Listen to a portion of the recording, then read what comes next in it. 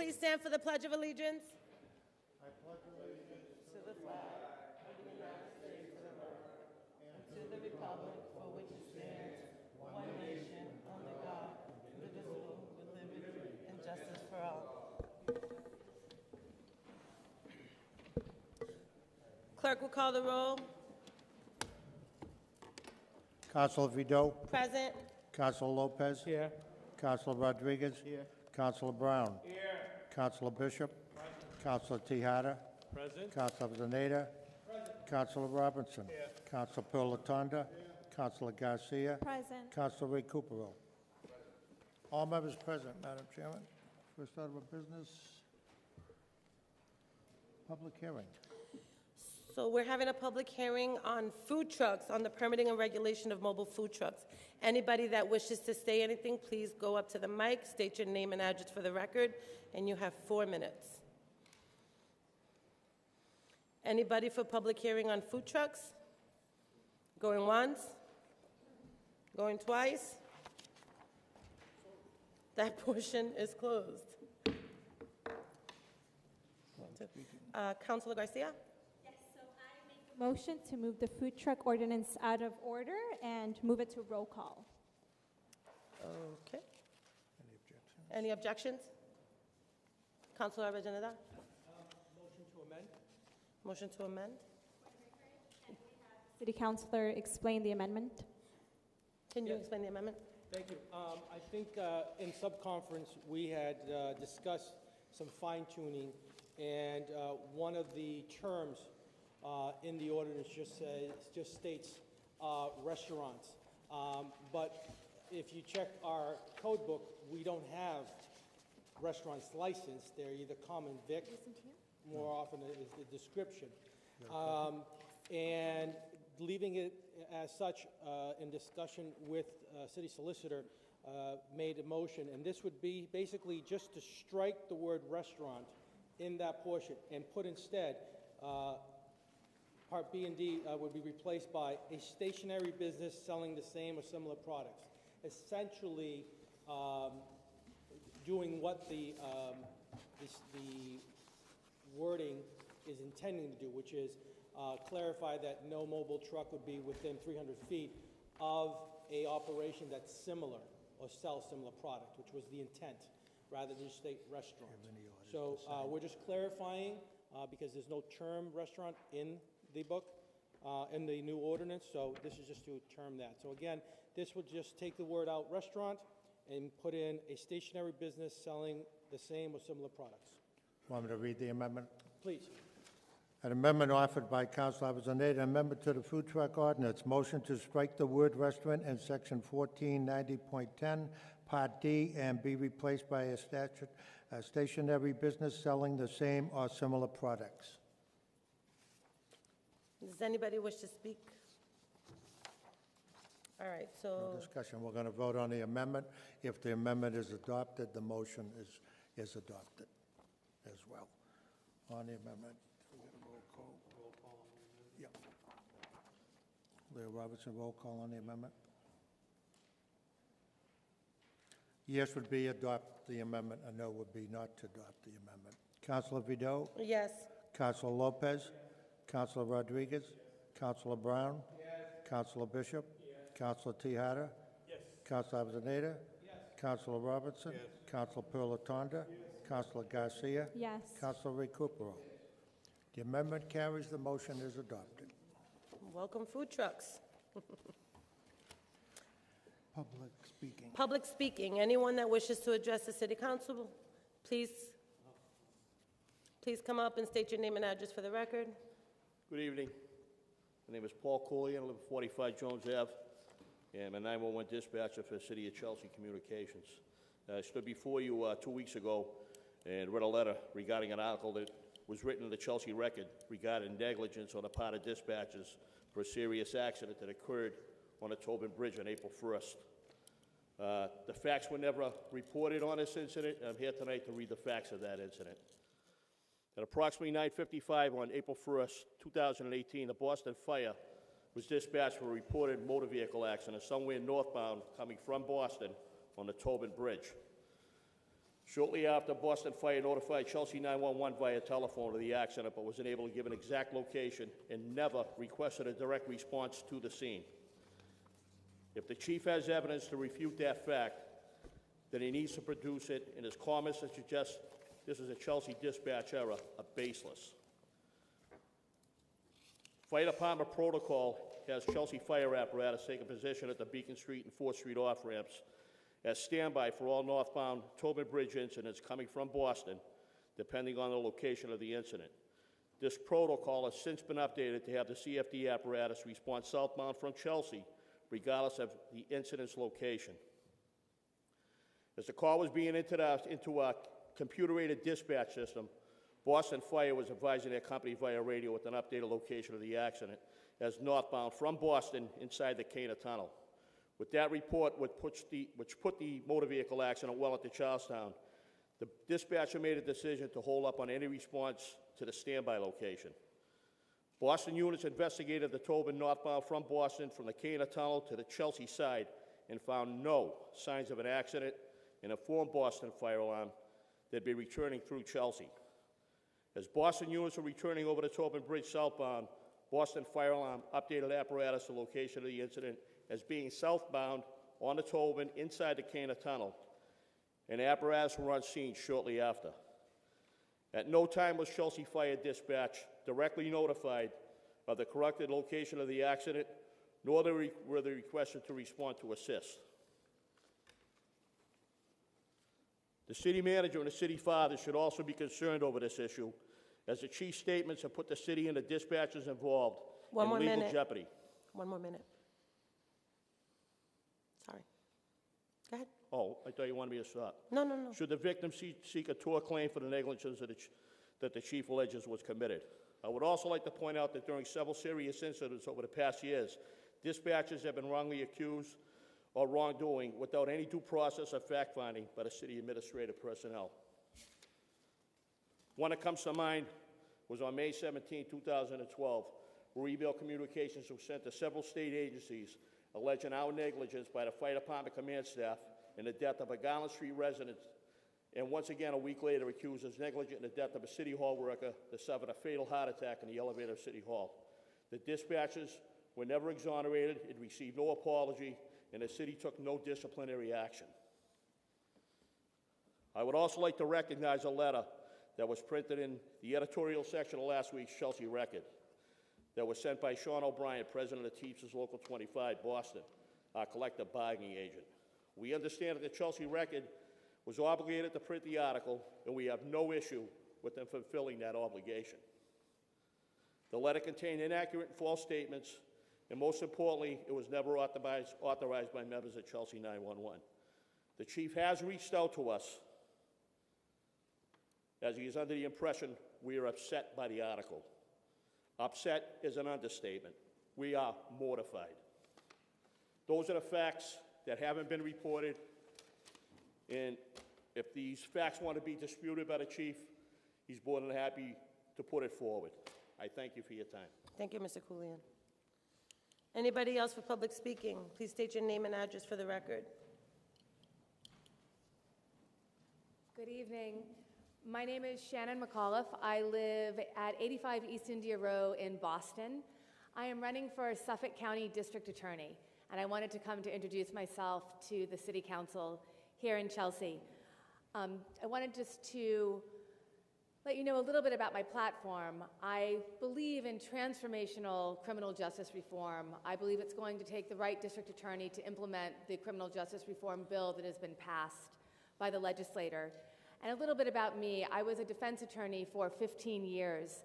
At first, I was a federal public defender in California, where I represented undocumented immigrants. And then I came to Suffolk County, where I was a defense attorney for 12 years. And there I saw the systemic racism and injustice that's playing out in our courtrooms every day.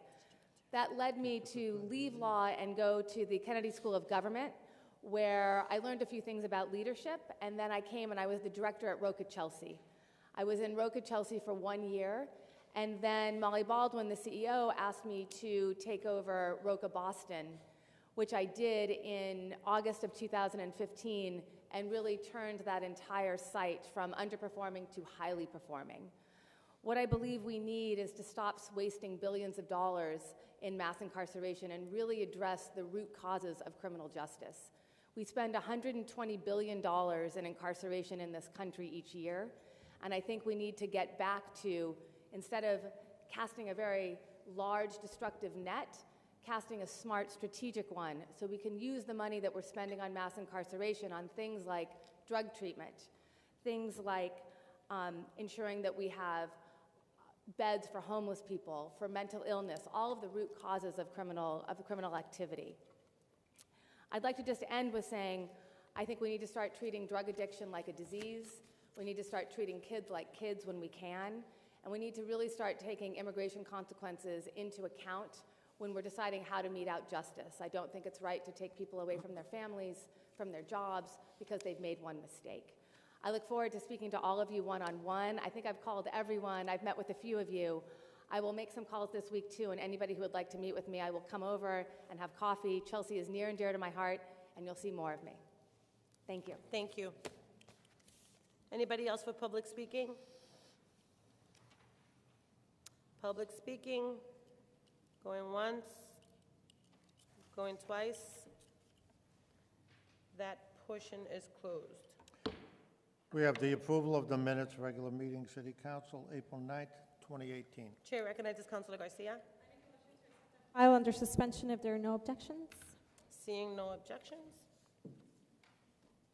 Communications from the city manager. First communication, request for a FY19 budget with no tax increase. Dear councilors, I am writing in response to your recent council order requesting that I consider submission of the FY19 budget that would require no tax increases to residents. First, there is no budget I could present for which I could guarantee at the time of submission that no resident would experience a tax increase. Even if I maintain the tax levy at the same level as last year, individual taxes for some individuals would likely go up. Individual property taxes are not merely a function of the tax levy and the subsequent tax rate, but they are also dependent upon valuation changes to specific properties. The latter is dictated solely by market conditions and is not something the city can control within its budgetary submissions. Even if not for the above caveat, I respectfully could not, in good conscience, submit to the City Council a budget that maintains a tax levy with no increase over last year and takes no advantage of our statutory ability to raise the total tax levy by 2.5% annually, plus new growth. Submission of such a budget would require me to reduce dramatically services and programs that I feel are essential to maintain and improve the quality of life of Chelsea's residents. Although I am cognizant of the impact of property taxes on residents, particularly those on fixed incomes, my civic philosophy is that local governments must be motivated first and foremost to provide services to residents, not to cut taxes. If cutting taxes is the essential priority of the City Council, it has ample statutory authority to accomplish that goal during the course of the budget review process. Chair recognizes Councilor Bishop. Sure. And if I may make a couple of comments, which I think I've already made at the last couple of meetings, I am concerned about the constant increases in taxes and water bills in the city of Chelsea. The people that are paying the bills, the homeowners and rent payers that are living in the city, are finding out that they're hearing a lot about affordable housing. However, the actions of this council and the city manager and the city as a whole are making their housing unaffordable. Every year your taxes go up. Every year your rent goes up. If your taxes go up $1,200, your mortgage payment's going to go up $100 a month, or your rent is going to go up $100 a month. And that is what I was trying to express with that order that I placed before the city council a few weeks back. Nowhere in that order did it say anything about cutting services or cutting taxes. I asked that the city manager try to present the city council with a level funded or zero increase in the budget. I am well aware of our rights to cut the budget when it comes before us. I am sure when it is put before us, it's not going to represent a zero increase in taxes. It's going to be many $1 million more than it was last year. So I think all of us need to think very hard and long about what we're doing. As a council, this is the most important thing we have to do all year, set this budget. I intend to make some cuts. Propose some cuts, and I'm hoping that the members of the city council will support me on them. And I'm not looking to cut vital services. You know, I know that we have hired a lot of people in DPW in the last year or two. I'm not looking to cut those. You know, I agree with the city manager that our residents deserve the services that these people are providing us. But there are areas where we are hiring people from outside of the city, and, you know, there's not one little corner in City Hall that's not occupied. You go right through the whole building, you'll see every corner has been divided into 4 pieces so that you can put 4 people there instead of 1. So, I mean, this is what we have to look at. And we have to try to save some money somehow so that the taxes don't continue to go up every year. People can't afford it, and we're making the homeowner's property unaffordable. Thank you. Thank you, Councilor Bishop. Next communication from the city manager, Bloomberg Philanthropies 2018 Mayor's Challenge Grant. Dear councilors, as you may know, the city of Chelsea was one of the 35 municipalities nationwide to be selected to move to the second round of the Bloomberg Philanthropies 2018 Mayor's Challenge for tackling difficult problems through innovation. Chair recognizes Councilor Bishop. Waive the reading, accept and file, and laid on the table pending an order. There is an order coming up under new business.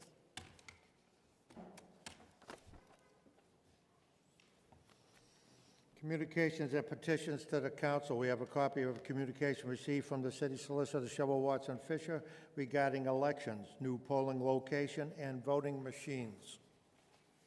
I would ask the clerk to waive the reading and actually move it to a committee on conference, so we might talk about other polling places. So moved, Councilor. On suspension, council? On the suspension.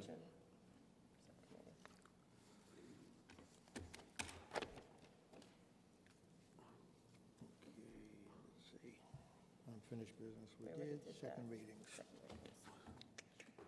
Under second readings. First order under second readings, order introduced by Councilor Bishop. Order that the Chelsea City Council authorize the appropriation of $15 million from free cash to the General Stabilization Account Fund. Chair recognizes Councilor Bishop. I move roll call, Madam President. Roll call. On the order, I think everyone is familiar with it. We had requested the city manager place $20 million in the city stabilization fund from the free cash that we have realized due to the enterprise rent-a-car paying excise taxes to the city of Chelsea. We asked that the city manager put $20 million in the city stabilization fund and $5 million in a school stabilization fund to pay for any major repairs in any of our school buildings. He has chosen for now to put $15 million in 5. We were looking for 20 and 5. However, he assures us by the end of the year, he'll be adding more money to the city stabilization fund, and I'm looking forward to that other $5 million request coming into us. And I will remind the city manager of that at our Sure budget you will, hearings. Councilor Bishop. Okay, so I move roll call, Madam. Okay, move to roll call. Councilor Vido? Yes. Councilor Lopez? Yes. Councilor Rodriguez? Yes. Councilor Brown? Yes. Councilor Bishop? Yes. Councilor Tahada? Yes. Councilor Avellaneda? Yes. Councilor Robinson? Yes. Councilor Pilatanda? Yes. Councilor Garcia? Yes. Councilor Ray Recupero? 11 members. Motion adopted. Next order introduced by Councilor Bishop. Order that the Chelsea City Council authorize the appropriation of $5 million from free cash to School Capital Stabilization Fund. Chair recognizes Councilor Bishop. President, I move roll call Yep. on the subject, if I might, just once for 1 minute. You have the floor. We've been talking about this for well over a month, and we've gone back and forth and asked the city manager to do this. Never once has, I just have to say, we don't have a reporter here from the Chelsea Record. Not one word in the Chelsea Record. We're establishing a school capital improvement fund, $5 million, the most money this city has ever put in a capital improvement fund. Cash, $5 million in cash. Not even mentioned in the paper. What? Not even mentioned. Isn't that funny? It's not funny, but I do have to laugh when I see, some of the things that are in the paper and say, gee, wouldn't it be nice to put something important in there? That's right. But, that's life, I guess, huh? I move roll call, Madam. Roll call. Councilor Vido? Yes. Councilor Lopez? Yes. Councilor Rodriguez? Councilor Brown? Yes. Councilor Bishop? Yes. Councilor Tahada? Yes. Councilor Avellaneda? Councilor Robinson? Councilor Pilatanda? Councilor Garcia? Yes. Councilor Ray Cooperall. 11 members in favor, motion adopted. Next order that the Chelsea City Council authorize the transfer of the full balance of $179,251.09 from the Planning and Development Stabilization Account Fund 7021 to the General Stabilization Account Fund 7020. Chair recognizes Councilor Bishop. Do you want to speak on it, or you don't have to, but I just want to say one thing. go ahead. This is the consolidation of some of the stabilization funds into, so that there'll only be two, the city stabilization fund and the school stabilization fund, one account for each one.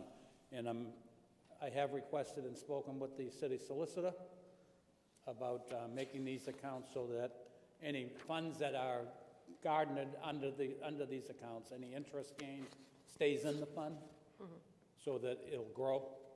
And so instead of 25 million next year, there'll be hopefully 26 million, and it'll be allowed to grow and grow and grow. I'm going to introduce that at a future city council meeting. The city solicitor is drawing it up for us. As soon as we have that, we will go forward, and hopefully, I'm not saying we will never have to put any more money in there, but if we have a lot of free cash, we probably should put more money in it. But at least this will allow it to grow, and that money will stay there in that account. Roll call. Roll call. Councilor Vido? Yes. Councilor Lopez? Councilor Rodriguez? Yes. Councilor Brown? Yes.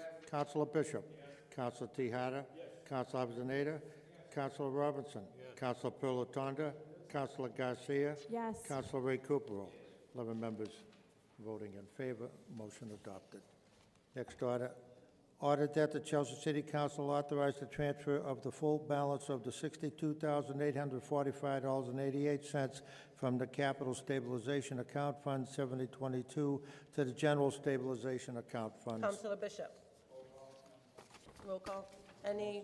Oh, roll call. Get the date here. Councilor Vido? Yes. Councilor Lopez? Yes. Councilor Rodriguez? Yes. Councilor Brown? Yes. Councilor Bishop? Yes. Councilor Tahada? Yes. Councilor Avellaneda? Yes. Councilor Robinson? Yes. Councilor Pilatanda? Yes. Councilor Garcia? Yes. Councilor Ray Cooperall. 11 in favor, none opposed, motion adopted. Next order, ordered that the Chelsea City Council authorize the transfer of the full balance of $140,349.82 from the Operating Stabilization Account Fund 7023 to the General Stabilization Account. Councilor Bishop. Roll call. Councilor Vido? Yes. Councilor Lopez? Yes. Councilor Rodriguez? Yes. Councilor Brown? Yes. Councilor Bishop? Yes. Councilor Tahada? Yes. Councilor Avellaneda? Yes. Councilor Robinson? Yes. Councilor Pilatanda? Yes. Councilor Garcia? Yes. Councilor Ray Cooperall. 11 in favor, none opposed, motion adopted. Final order on the second readings, introduced by Councilor Bishop, ordered that the Chelsea City Council authorize the appropriation of $3 million from free cash to the Clark Avenue Middle School Fund. Councilor Bishop. Roll call. Councilor Vido? Yes. Councilor Lopez? Yes. Councilor Rodriguez? Yes. Councilor Brown? Yes. Councilor Bishop? Yes. Councilor Tahada? Yes. Councilor Avellaneda? Yes. Councilor Robinson? Yes. Councilor Pilatanda? Yes. Councilor Garcia? Yes. And Councilor Ray Cooperall. 11 in favor, none opposed, motion adopted. New business. First order under new business. Order introduced by Councilor Bishop. Whereas the Chelsea City Council has supported the Hub as a crime prevention strategy led by the Chelsea Police Department in conjunction with... Yep. Yep. You have the floor.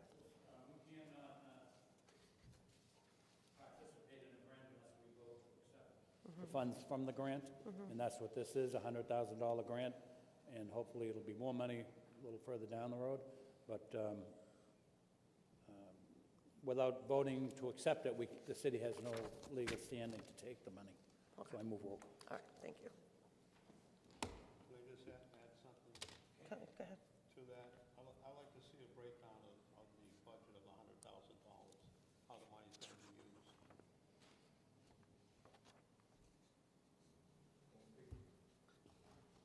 Yeah, Councilor Brown. So, thank you, Madam President. So I believe that the order is, whereas the City of Chelsea support the Hub grant here, it's a grant that's a pilot program. And the pilot program gives you a few ways that you can use this money. I believe one was initially innovative way. This one here, it states in the request, is for public safety, for prevention of crime. It goes on and talks about, so I guess it's a partnership with the police department. Most of this money here from this $100,000 from the Bloomberg Mayor's Challenge organization is a commitment to cities and towns to do something with. So I believe this money here directly should be spent on prevention and crime measures of prevention. Thank you. Did you want to speak again, Mr. Robinson? Yeah, because... I'm asking for a breakdown of the budget for a couple of reasons. Number one, they're going to be going after $100,000, but they're also going to be able to apply for $1 million. If they're selected, they're going to be able to go after $5 million. So my interest is to see how they're going to break down the budget, how that money's going to be used. Is it all going to go to salaries, or it's going to go to provide services? Are we going to be able to reach the people in the community by providing certain services? That's all I'm looking to find out where the money is going to be. I guess we would put in an order and ask the city manager to provide that to you. Hold it up, while we get the answers to his questions, that's fine with me. We can send it to conference or... So what's the motion? It's up to the council if he wants. I mean, we can vote on it. I'm just asking for them in return to give us a breakdown of the $100,000. Okay. Yeah? I'm not against the grant. I want to see a breakdown of how the money's going to be used. Okay, so the motion is to roll To call vote to on. accept it. Okay. Councilor No, wait, Vido. hold on. I'm sorry. Before we move on, is there anything that the legal counsel can give us? It looks light like she on? might want to say something. Right, thank you. We'll suspend the rules for the It's a- city solicitor to address the council. Councilors, as you know, we have a hub model that's ongoing now in the downtown area. So the services that Hub provides is not just crime prevention, but it's mental health services, it's drug prevention. Once a week, we call it the Downtown Coordination Team, where different departments in the city, probation, CAPIC, ROCA, T&D, we have members of the entire community trying to reach people and services because of the opioid crisis that we've had and because of the crime of dealing and selling drugs. So the grant specifies how we are to use the money, but they can, I'm pretty sure the administration can submit where the money has gone and where it will go pursuant to the grant. Thank you. Roll call. Now we'll do roll call. Councilor Vido. Yes. Councilor Lopez. Yes. Councilor Rodriguez. Yes. Councilor Brown. Yes. Councilor Bishop. Yes. Councilor Tahada. Yes. Councilor Avellaneda. Yes. Councilor Robinson. Yes. Councilor Pilatanda. Yes. Councilor Garcia. Yes. Councilor Ray Recupero. 11 in favor, none opposed, motion adopted. Next order, introduced by Councilor Vido. Order that pursuant to the Massachusetts General Law, Chapter 54 and 34, the City of Chelsea City Council hereby approves the use of DS-200 precinct scanner and tabulators as voting machines in all primaries, preliminary elections, and elections of the Commonwealth. I'd like to Thank you. Councilor Robinson. I'd like to move it to conference, so we also will take a look at maybe the possibility of some other polling places besides the ones that we're presently using, and trying to get more participation in the elections going forward? I thought, wait, I'm a little confused, because I thought the polling locations was, it's not Something. this order. No. No, this was the... This is for the voting machines. This is Right, for the there's one. acceptance of the precinct scanner and You want to send tabulator. this to? I want to send the conference. Okay, You okay. also want to send this to conference? Okay. Any discussion? No Any discussion on it? No? No. Okay. Next order introduced by Council Vido, ordered that pursuant to the Massachusetts General Laws, Chapter 54 and 34, the City of Chelsea City Council approves the discontinuance of the Optech Eagle IIPE precinct tabulator as voting machines for use in city and state elections. Chair recognizes Councilor Robinson. I'd like to move the conference, and we can take them all at the same time. There's something else coming up that, Any discussion? no discussion. Thank you. Oh, Councilor Brown. I want us to be aware of these orders that we move into subcommittee.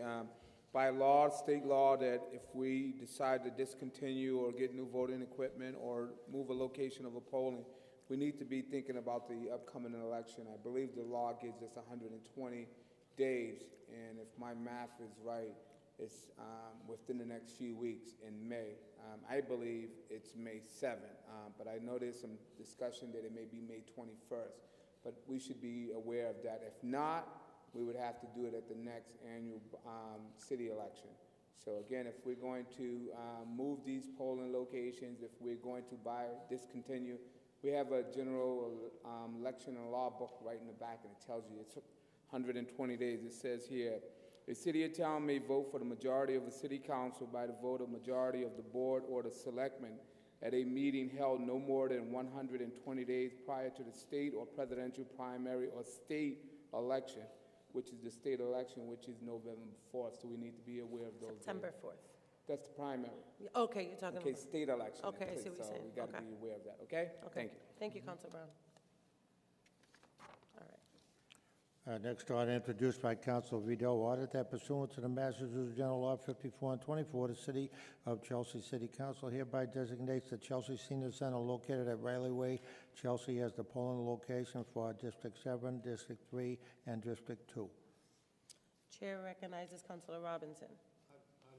Move the conference, and if we can set them up to, as soon as possible, to take them all three at the same time. Okay. Any discussion? Councilor Avellaneda? Thank you.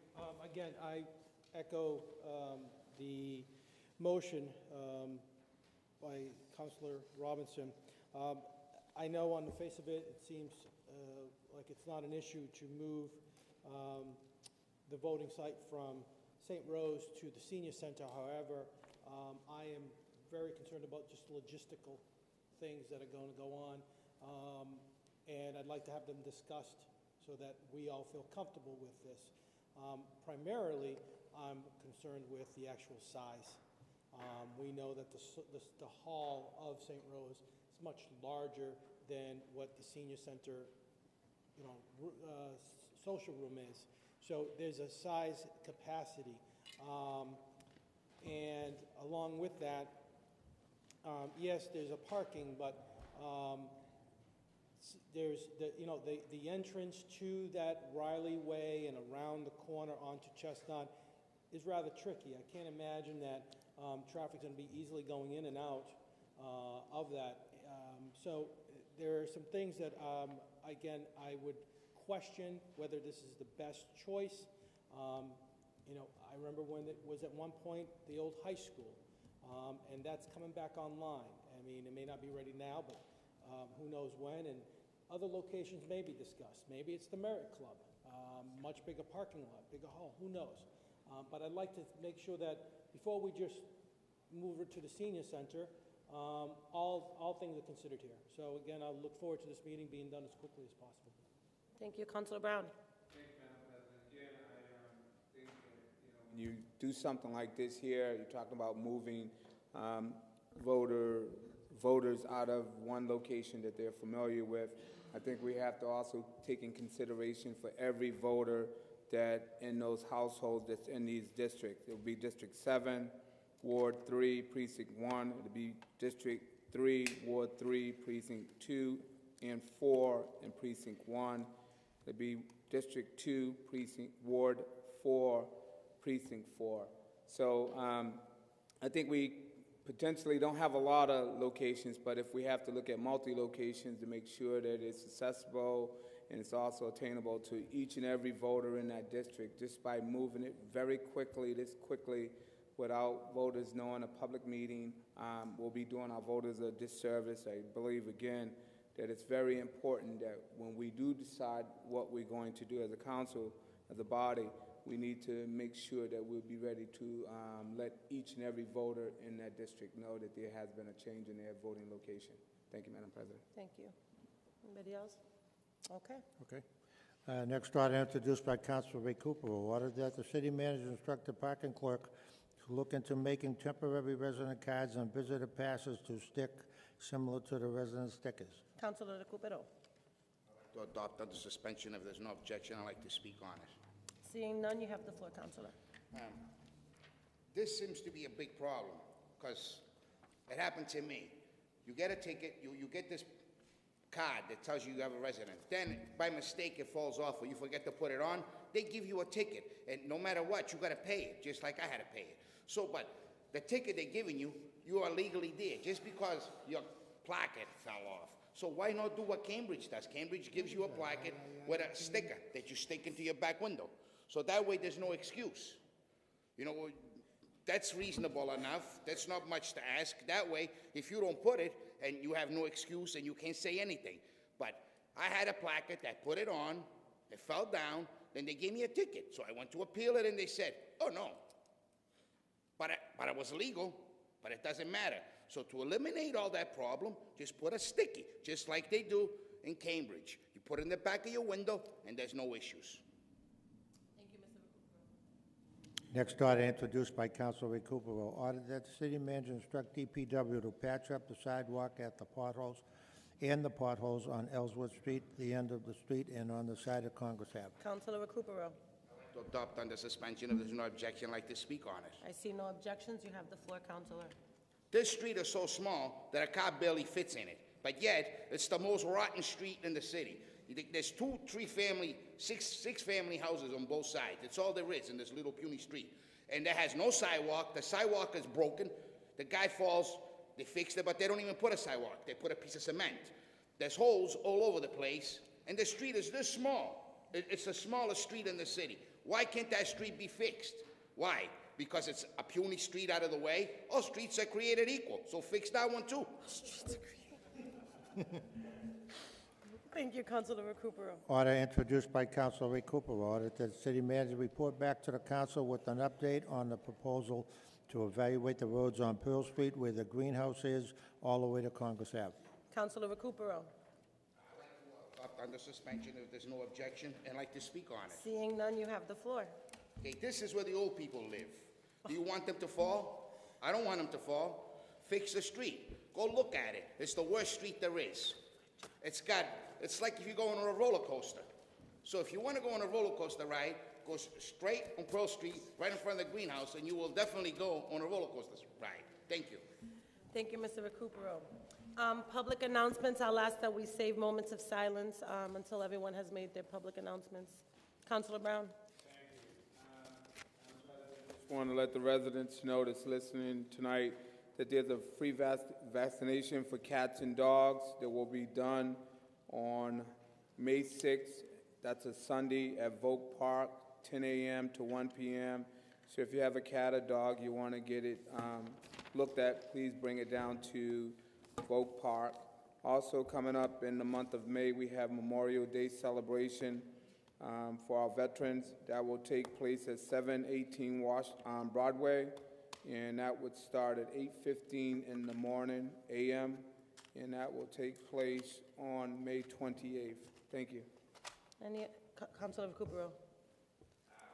I'd like to have an announcement for and thank them, the Chelsea cheerleaders that went to the national finals. They're going to go to the national finals sometime this year. I don't know exactly where they're going to go, but next meeting I will give you the information and see if maybe we can help these girls go to the finals because they're in desperate needs of funds. So if we can, I'll give you the information. If any of us would like to contribute to the fund, it will be fine. Next council meeting, I will have all the information exactly where they're gonna go and everything else. Thank you. Any other announcements before we do moment of silence? Councilor Avellaneda? And we've been hearing it for over a year, but officially, Silver the Line. Silver Line is open. Make sure, if there's anyone left in Chelsea who doesn't know that yet, I just wanted to make sure, maybe at this venue, to state it. I had the pleasure of riding it on Saturday, 20 minutes from 6th Street to South Station. I think it's excellent, and I've already heard some great feedback from our residents here who need access to South Station, to the downtown crossing and such, and all the employees at Logan Airport, because you can just connect and get on the SL1 to go to our terminal. So it's great. If anyone has not had a chance to ride it yet, I encourage you to do so. Thank you. Councilor Lopez?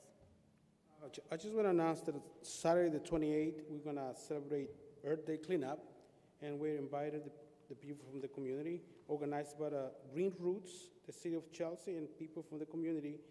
We will meet at 8 o'clock at Chelsea City Hall parking lot, and we invite everybody to come out and try to help us clean up the city. Thank you, Councilor Lopez. Any, Councilor Pelotonda?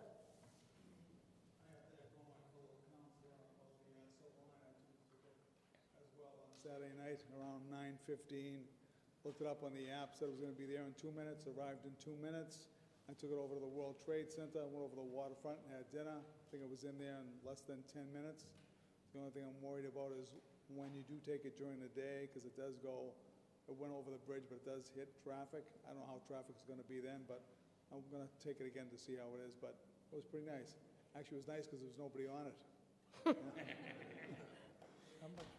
Any other public announcements?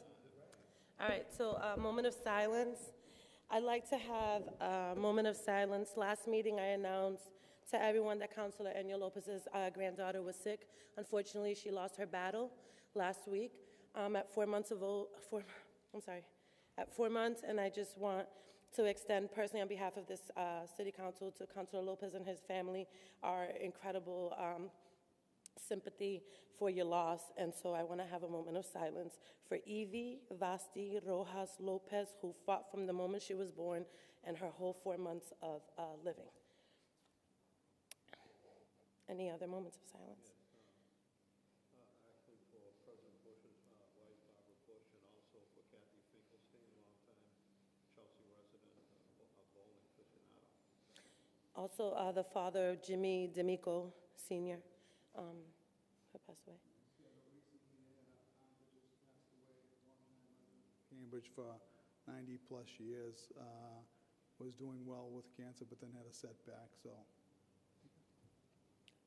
Also want to just let us be mindful of our men and women that serve in the United States Armed Forces locally. We had a death last weekend on Yarmouth down at the Cape, and 2 days later we had 2 other police officers that was killed in Florida where they were sitting out at a restaurant. So keep our servicemen and women and our first responders in your prayers. Shoot it. For Jimmy D'Amico's father passed away too. So for him too, Jimmy's been a part of this community for a very long time. So let's, for his father too. Thank you, Recupero.